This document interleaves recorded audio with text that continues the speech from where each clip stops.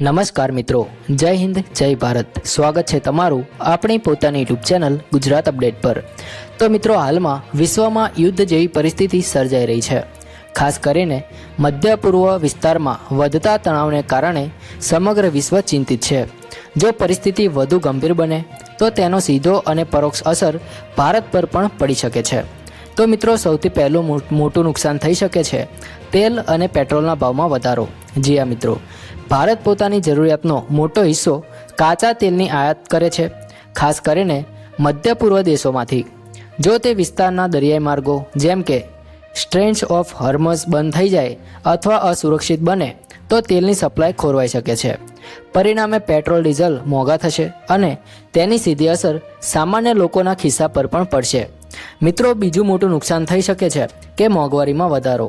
જી હા મિત્રો, petrol diesel મોંઘા થાય એટલે ટ્રાન્સપોર્ટ ખર્ચ વધે છે અને ટ્રાન્સપોર્ટ મોંઘો થાય એટલે શાકભાજીથી લઈને દૂધ અને દૈનિક વપરાશની વસ્તુઓના ભાવ પણ વધે છે.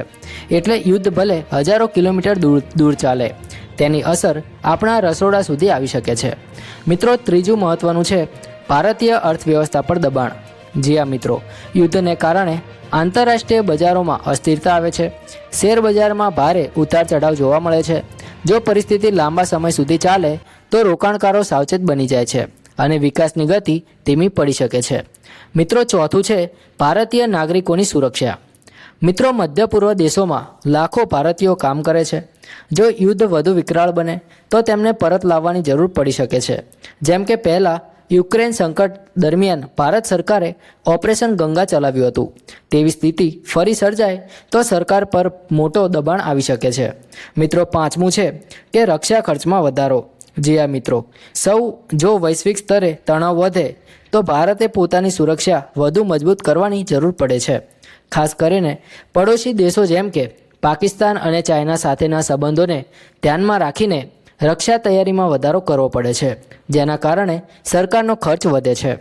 મિત્રો, છઠ્ઠી બાબત છે કે નિકાસ આયાત પર અસર. મિત્રો, ભારત ઘણી વસ્તુઓ વિદેશમાં નિકાસ કરે છે અને ઘણી આયાત કરે છે. જો દરિયાઈ માર્ગો અસુરક્ષિત બને અને અથવા ઇન્સ્યોરન્સ ખર્ચ વધી જાય તો વેપાર મોંઘો થઈ શકે છે, જેના કારણે ઉદ્યોગોને નુકસાન થાય છે.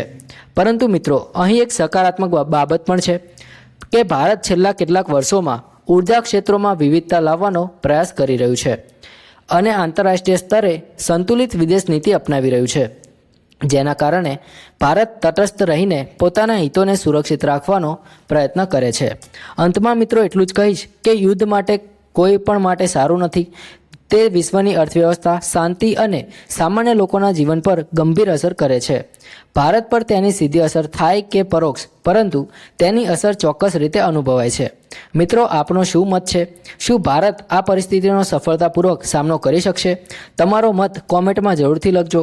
જો તમને આ માહિતી ઉપયોગી લાગી હોય તો વિડીયોને લાઇક કરો, ચેનલને સબસ્ક્રાઇબ કરો અને શેર કરવાનું ભૂલશો નહીં.